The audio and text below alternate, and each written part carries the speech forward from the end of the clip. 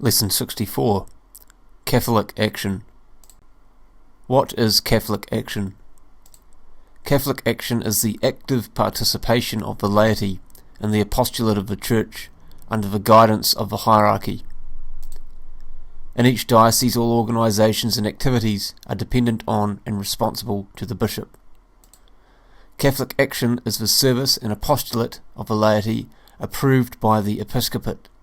There is no Catholic action without episcopal approval. In two manners, the laity participates in the apostolate of the hierarchy. A. Catholic action in a strict sense, the laity participates by a special episcopal mandate. And B. Catholic action in a broad sense, all lay activity for the good of the Church that has the approval of the hierarchy. Catholic action is religion in action, the result of a living faith. It implies, therefore, personal sanctification, although not directly aimed at it. From this personal sanctification arise works for the salvation of our neighbour, works that make lay apostles of members of Catholic action. The love of God that fills the heart of a faithful Catholic will impel him to join in the work of converting the world to Christ. It will urge him to contribute his help in all the ways he can in the lay state. So let your light shine before men, that they may see your good works and glorify your Father who is in heaven.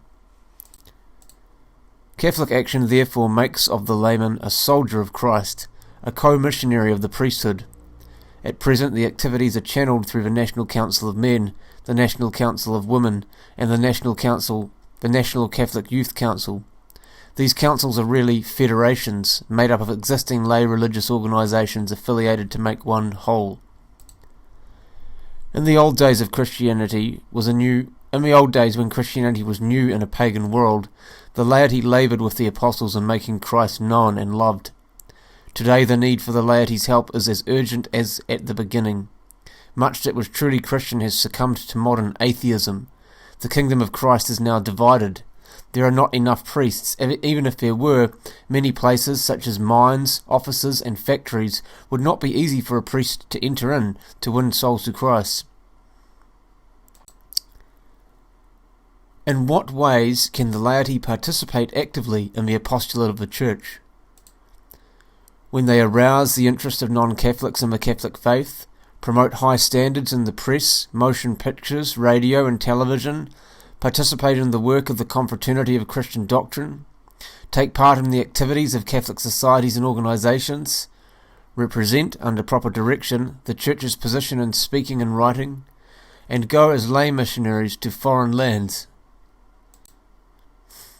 Catholic action is concerned with the home, because the home makes or unmakes the individual and nation.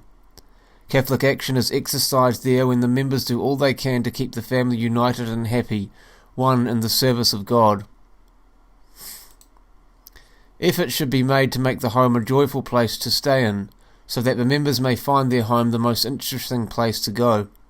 Every home should be consecrated to the Sacred Heart of Jesus.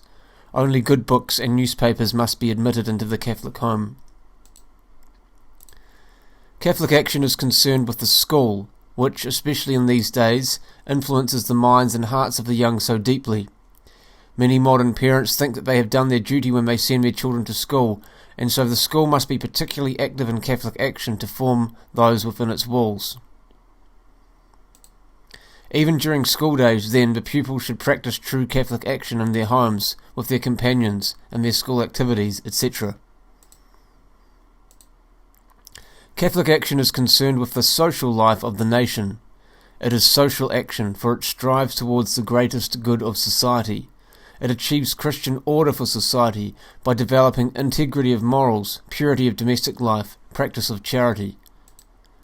In a word, Catholic action leads to the peace and prosperity of society as a means towards the attainment of its final purpose of establishing the kingdom of Christ. How great can be the effect in social life of the good example of Catholic young men and young women living according to the principles of their religion. They can prove the truth that it is not necessary to sin in order to have fun. They can give effective example in their dress, speech, and general behaviour. How great the evil, then, of their example when Catholic young men and young women show themselves immodest, hard-hearted, and cheap in their behaviour. In business, The proprietor must be just to all under him, pay a living wage, and be absolutely honest in his dealings with customers and others. Catholic action is concerned with the civil life. However, it is above and beyond partisan politics. It does not engage in political squabbles, except when Marxist or other totalitarian political parties directly attack the Church and its existence, as in Italy in 1948. Further, Pope Pius XII and Pope John XXIII have prescribed Catholic membership either in communist or socialist political parties. Catholic action is for a supernatural end, but it cannot be divorced from civil society, since it is concerned with souls who are members of a civil society. It permits what the Church permits. Each member may belong to whatever lawful political party he may choose, provided he acts according to Christian principles. The voter must vote only for honest and capable officials who support the moral order.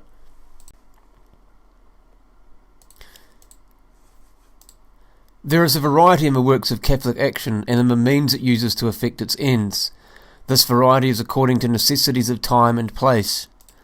One place may demand the teaching of catechism, another the support of the parochial school, another the defence of a church's rights against unjust and unlawful impositions of civil officials, another vigilance over the press and the moving pictures, another the education of the working classes. In many places, all or most of these necessities, with others, ought to be met. This is why an organisation of well-trained laity is imperative.